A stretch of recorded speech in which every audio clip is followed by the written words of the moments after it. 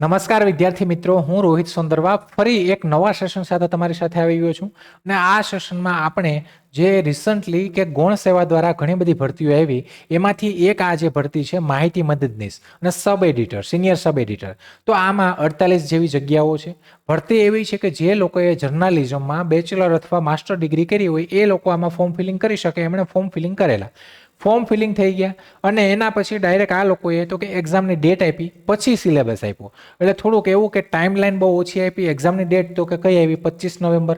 25 November એટલે કે આવતી આ જે 25 છે ત્યારે તમારી એક્ઝામ છે અને પછી તમારો સિલેબસ આપ્યો. સિલેબસમાં તો કે 5 પાર્ટ આપી દીધા અને એ પણ અલગ અલગ પ્રકારના. જો કે 100 માર્કનું તમારું એક પેપર છે, 100 મિનિટનો સમય છે અને આમાં 100 પ્રશ્નો છે ને એમાં પણ તમારું જે જર્નાલિઝમ છે, તમે જે ફિલ્ડમાં ભણીને આવ્યા એના 25 માર્ક છે.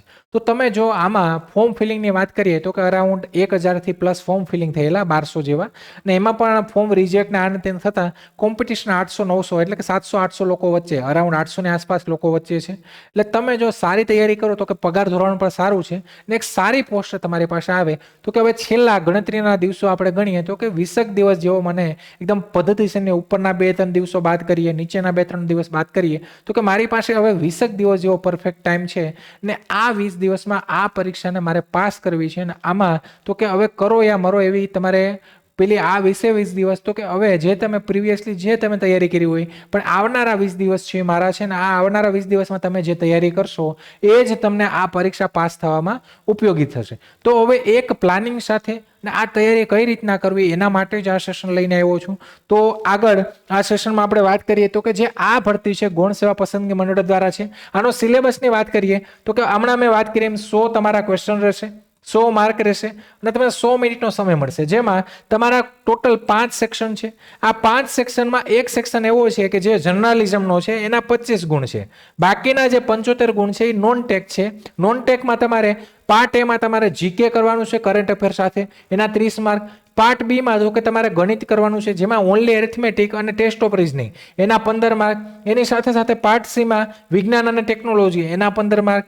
એના પછી પાર્ટ ડી માં વાત કરીએ તો કે જાહેર વહીવટ અને પબ્લિક ગવર્નન્સ અને એથિક્સ, એના તમારા 15 માર્ક્સ. તો એનો મતલબ કે અહીંયા તમારે ટેકનિકલ સિવાયનું નોન ટેકનું 75 માર્કનું કરવાનું છે. અને આના માટે હવે સમય મર્યાદા ઓછી છે, 25 તારીખ હમણાં આવીને ઊભી રહેશે. તો હવે શું કરવું તૈયારી માટે? તો કે તૈયારી માટે તમારે 3 ફેઝમાં અહીંયા તમને તૈયારી મેં બતાવી છે કે તમારે હવે અહીંયા આ જે 20 દિવસ છે એમાં એકદમ તનતોડ મહેનત અને એ પણ 3 ફેઝમાં તમારે તૈયારી કરવાની છે. કઈ રીતના? તો કે પહેલા ફેઝમાં તમારે આધાર મજબૂત કરવાનો છે. પહેલા 5 દિવસ તો કે તમારે જે બધા વિષયો છે એનું ઝડપી રિવિઝન, એની ફ્રેમ તૈયારી કરવાની છે અને ઝડપી રિવિઝન કરવાનું છે કે બધા વિષયો છે તમારું ટેકનિકલ કે તમે જર્નાલિઝમ ભણ્યા છે એટલે એમાં તમને ઈઝી પડશે. જાહેર વહીવટ ને એ બધું ટેક પોર્શન છે. તમારે થોડો કે ભાઈ નોન ટેક જે પોર્શન છે એમાં તમારે કે આ જાહેર વહીવટ છે સ્ટેટિક છે, નોન ટેક પોર્શન છે એમાં તમારે થોડુંક ઝડપી રિવિઝન ફ્રેમ તૈયાર કરવી પડશે, એનું કામ કરવાનું છે. હવે બીજું એમાં પાર્ટ એની વાત કરીએ કે આમાં કઈ રીતના કામ કરવાનું તો કે તમારે જે ગુજરાતનો ઇતિહાસ છે, બંધારણ છે, ભૂગોળ છે એટલે કે જે જીકે નો સ્ટેટિક પોર્શન છે એના માટે કાં તો તમારે જો તૈયારી માટે તો કે તમારી પાસે સોર્સ છે યુટ્યુબમાં આપણી જે યુટ્યુબ ચેનલ છે એમાં તમને આ જે ટોપિક છે એના તમને લેક્ચરે મળી હશે. એના તમને જે મહામેગા લેક્ચર એટલે કે મેગા મેરેથોન જે આપણે આયોજિત કરીએ છીએ કોઈ પણ પરીક્ષામાં તો એ પણ તમને મળી હશે. તો એકવાર એ જોઈ લો કેમ કે એમાં બધા આઈએમપી ક્વેશ્ચન હશે, ત્યાંથી તમે કરી શકો. અથવા તમારા જે પોતાના નોટ્સ તમે બનાવેલા હોય, ઠીક છે, એ તમારા પોતાના નોટ્સમાંથી પણ એક ચેપ્ટર દરરોજ તમે કરો. તો કે તમે જે નોટ્સ બનાવ્યા અત્યાર સુધી તમે તૈયારી તો કરી જશે તો એમાંથી પણ તમે એક દરરોજ ચેપ્ટર કરો. સાથે કરંટ અફેર તો કે કરંટ અફેર છે એ વસ્તુ એવી છે કે કરન્ટલી તમારે જે 3 થી 6 મહિનાનું કરંટ અફેર છે એને એક વખત રિવિઝન કરી લેવાનું છે અને એ કરંટ અફેરમાંથી તમારા બેઠે બેઠા ક્વેશ્ચન આવશે. તો કરંટ અફેર છેલ્લા 6 મહિનાનું છે પણ 3 મહિનાનું ખાસ વાંચો, મુખ્ય હેડલાઇન વાંચી લેવાની છે. બીજું પાર્ટ બી, તો ફેઝ 1 માં પાર્ટ બી શું તો કે આ જે 5 દિવસ છે તમારા રોજના 30 મિનિટ માત્ર અંકગણિત. એટલે અંકગણિતમાં કયું તો કે ટાઈમ અને વર્ક, પર્સન્ટેજ, રેશિયો, એવરેજ, ટકાવારી, એ બધા જે ઇઝી ચેપ્ટર છે એ 30 મિનિટ તમારે કરવાના છે. એટલે કે 30 મિનિટ તમારે ગણિત કરવાનું છે, 30 મિનિટ તમારે રીઝનિંગ કરવાનું છે આ 5 દિવસ. બીજું તો કે એસએસસી અથવા તલાટી લેવલના પ્રશ્નોની પ્રેક્ટિસ કરો. આની પ્રેક્ટિસ કરો સાથે સાથે તો કે ભાઈ GSSB ગૌણ સેવા પસંદગી મંડળની જે હમણાં ટેકનિકલ સર્વગની જેટલી પણ પરીક્ષાઓ લેવાની છે એ પરીક્ષાઓમાંથી એના પ્રશ્નો તમે કરો કે એમાં કેવા પ્રકારના નોન ટેકના પ્રશ્નો પૂછ્યા છે, ગણિતના, રિઝનિંગના, બીજા બધા વિષયના, તો એ તમને આન્સર કી ક્યાંય ને ક્યાંય મળી જ જાય. તો એ પ્રશ્નો મળી જાય CBRTના, તો એ કરો. સાથે તમે SSC તલાટી કે જે પણ ગૌણ સેવા પસંદગી મંડળે પરીક્ષાઓ લીધી એનો થોડો રેફરન્સ જોઈ લો. અને પાર્ટ C માં તો કે વિજ્ઞાનના ફક્ત ફેક્ટ આધારિત મુદ્દા, હ્યુમન બોડી, ઇલેક્ટ્રિસિટી, ઇન્વેન્શન, તો કે ભાઈ વિજ્ઞાન અને ટેકનોલોજી છે એના પણ 15 માર્ક છે. તો એના ફેક્ટ આધારિત જે છે કે જે ફેક્ટ સ્ટેટિક છે એવા મુદ્દા કરો, અને સાથે કે વિજ્ઞાનને લગતું થોડું કરંટ પણ તમે વાંચી લો. આગળ પાર્ટ D માં તો કે પબ્લિક એડમિનિસ્ટ્રેશન છે, જે પાર્ટ A માં, B માં અને C માં થઈ ગયું. D માં તો કે પબ્લિક એડમિનિસ્ટ્રેશન છે, એમાં શું કરશું તો કે પબ્લિક જાહેર વહીવટના જે કોન્સેપ્ટ છે એ પેલા સમજી લો. સાથે સાથે તો કે ગુજરાતની પ્રશાસન વ્યવસ્થા અને આચાર સંહિતા, આ જે મેન કોન્સેપ્ટ છે તમે જાહેર વહીવટનો સમજી લો. છેલ્લે તો કે પાર્ટ E, આમાં તમારે કંઈ કરવું નહીં પડે, તમારે ખાલી રેપિડ રિવિઝન કરવું પડશે, કેમ કે આ તમારો મેન સબ્જેક્ટ છે. તો એના મૂળભૂત સિદ્ધાંતો, એના પ્રેસ કાઉન્સિલ, સમાચાર લખાણની રીતો, આ બધી તમે ભણીને જ આવ્યા હશે. એટલે આનું રેપિડ રિવિઝન કરી લો. તો તમારે આ રેપિડલી આ જે 5 પાર્ટ છે એનું પરફેક્ટલી તમારે રિવિઝન કરી લેવાનું છે. એના પછી દરરોજ 8 કલાકના રૂટીનમાં 4 વિષયો ફાળવો. તો કે આ જે દરરોજ તમારે 5 દિવસ 8 કલાકના રૂટીનમાં, એટલે કે 40, એમાં તમારે 2 કલાક GK ને આપો, GK અને હિસ્ટ્રીને, કરંટ અફેરને. 2 કલાક તો કે ગણિત અને રિઝનિંગને આપો. 2 કલાક તો કોને આપો કે સાયન્સ એટલે કે વિજ્ઞાન અને ટેકનોલોજી અને જાહેર વહીવટને આપો. અને જર્નાલિઝમને 2 કલાક આપો. જો તમારું જર્નાલિઝમને તમારું સ્ટ્રોંગ હોય તો તમે આ 3 વિષયમાં વધારાના કલાકો આપો. એના સિવાય તો કે હવે ફેઝ 2 5 દિવસ પછી, તો કે ફેઝ 2માં હવે બાકીના 7 દિવસ, તો કે પહેલા 5 દિવસ તમે તૈયારી કરી આ પ્રમાણે, પછી એના પછીના 7 દિવસમાં તો કે હવે તમારે પ્રેક્ટિસ અને રિવિઝન કરવાનું છે. કઈ રીતના તો કે પરીક્ષા જેવી સ્થિતિમાં પ્રેક્ટિસ કરો કે જેવું ત્યાં તમને વાતાવરણ મળે એવું વાતાવરણ તમને ઘરે, તમારી લાઇબ્રેરીમાં કે તમે જ્યાં વાંચતા હોય ત્યાં મળે, એ સ્થિતિમાં તમારે પ્રેક્ટિસ કરવાની છે. દરરોજ એક સંપૂર્ણ એટલે કે એક તમારે મોક ટેસ્ટ આપવાની છે આની 100 માર્કની, કે જેમાં આખો તમારો સિલેબસ કવર થઈ જાય. બીજું, દરેક મોક ટેસ્ટ પછી એનાલિસિસ કરવાનું કે ભાઈ મારા માર્ક તૂટે છે તો ક્યાં તૂટે છે, કઈ જગ્યાએ મને પ્રોબ્લેમ થાય છે, એ એનાલિસિસ કરો. એમાં જે ભૂલ કરો એ ભૂલો તમારી છે અહીંયા પકડાઈ હશે, ને વારંવાર ભૂલ ના થાય એ તમારે અહીંયા સુધારવાની છે, કેમ કે તમારી પરીક્ષા છે એ ટૂંક સમયમાં જ છે. હવે આગળ તો કે રોંગ ક્વેશ્ચનનો અલગ નોટ બનાવો.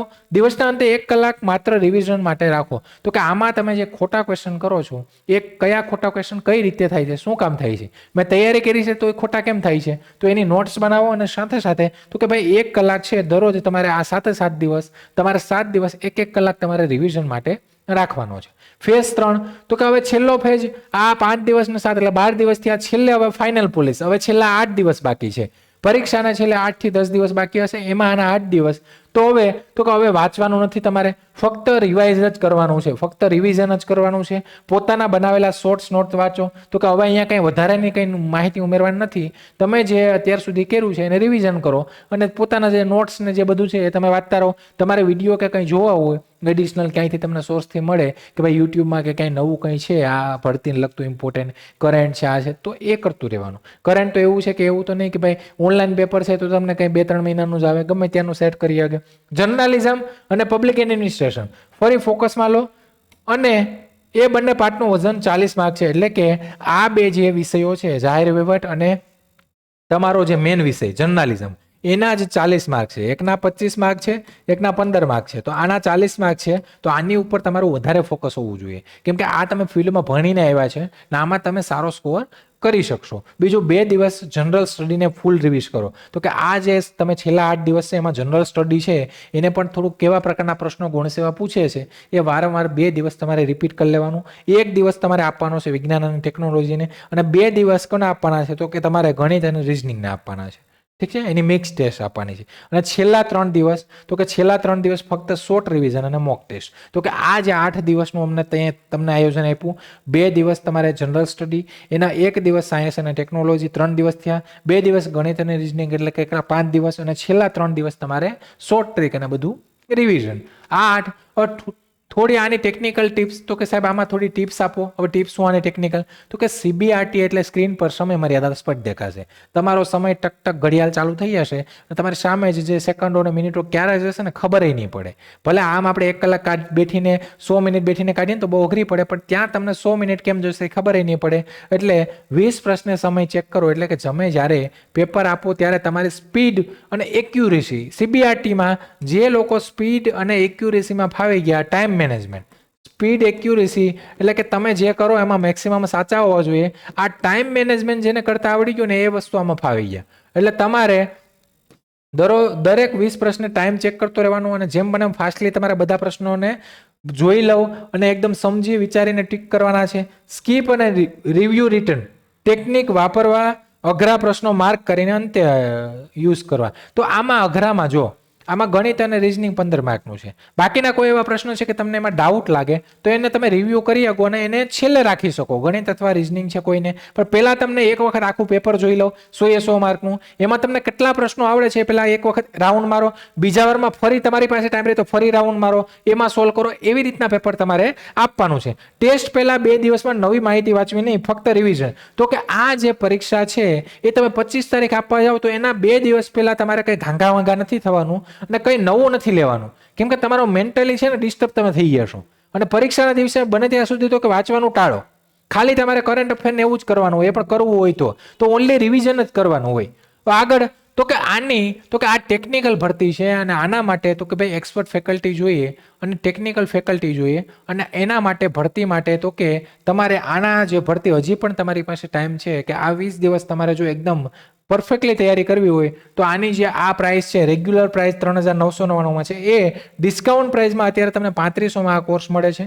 કોર્સમાં તમારે જોઈન થવા માટે તો કે કોર્સમાં તમારે જોઈન થવું હોય તો અમારી એપ્લિકેશન મારફતે અથવા તમે અમારા હેલ્પલાઇન નંબર ઉપર કોલ કરીને ત્યાંથી પણ તમે જોઈન થઈ શકો છો, જેમાં તમારું ટેક નોન ટેક તમારું બધું કવર થશે. બીજી વસ્તુ કે આને એક ફૂલ મોક ટેસ્ટનું એક આયોજન કર્યું છે આવતીકાલે. ફૂલ મોક ટેસ્ટ જે લોકો વિદ્યાર્થીઓને આપી છે, ફૂલ મોક ટેસ્ટ અમારી એપ્લિકેશનમાં ફ્રી ટેસ્ટ સેક્શનમાં તો કે ફ્રી ટેસ્ટ સેક્શનમાં તમે જઈ અને આનું ફૂલ મોક 100 માર્કની જે ટેસ્ટ છે એ તમે આપી શકશો. જે લોકોને અમારી વેબસાઇટ પર જઈને આપવું તો વેબસાઇટ પરથી પણ આ ફ્રી ટેસ્ટ તમે દઈ શકશો. તો આ ટેસ્ટમાં જોડાવાનું ભૂલતા નહીં, કેમ કે આમાં 100 માર્કનો તમારો ફૂલ માર્કનો ટેસ્ટ તમને આ આપવા મળશે. અને આ તમારા પાસે હજી પણ સમય છે. 20 દિવસમાં પણ તમે તૈયારી કે તમારી જો તમે અત્યાર સુધીમાં તૈયારી કરી જશે, એવું તો નથી કે કંઈ કર્યું જ નહીં હોય. તો તમારે થોડું રેપિડલી અને તમારા કોઈ વિષયો એવા છે કે માણસ ને કોઈને એક વિષયમાં તકલીફ પડતી હોય તો એક વિષય માટે પણ આ અફોર્ડેબલ પ્રાઇસમાં તમારે જો તૈયારી કરવી હોય તો એના માટે આ બેન્ચ છે જે લોકોને હજી પણ હોય. પેલું કહેવાય કે હવે એટલા ટાઈમમાં જે લોકોએ કંઈ ન કર્યું હોય એનું ભેગું કરવું થોડું મુશ્કેલ પડે, પણ જે લોકોએ 50 થી 70% કે 80% જેવી તૈયારી કરી હોય તો એને એક આ ટેકો મળી જાય. તો આવી રીતના પદ્ધતિસર આપણે 20 દિવસ તૈયારી કરવાની છે. અને ગમે એ સમજો કે ભાઈ સારી જગ્યાઓ છે, કોમ્પિટિશન ઓછું છે ને મારી એક સીટ છે નક્કી કરવાની છે. તો ફરી આવા કોઈ નવા સેશન સાથે નવી માહિતી સાથે મળશું. ત્યાં સુધી તો કે આ જે ટેલિગ્રામ ચેનલ ઠીક છે એક આ તો કે જે લોકોને રેગ્યુલરલી અપડેટ મળતી રહે અને રેગ્યુલર માહિતી માટે તમારે અમારું જે ટેલિગ્રામ ચેનલ છે એ જે લોકો જોઈન ન થયા હોય કરી લેજો. ટેલિગ્રામ ચેનલમાં તમને એવરી લેક્ચર, એવરી નોટિફિકેશન અને કંઈ પણ નવી અપડેટ આવે તો એ મળતી રહી છે. તો ફરી મળીએ કોઈ નવા સેશન સાથે. ત્યાં સુધી રજા લઉં છું. જય હિન્દ, જય ભારત.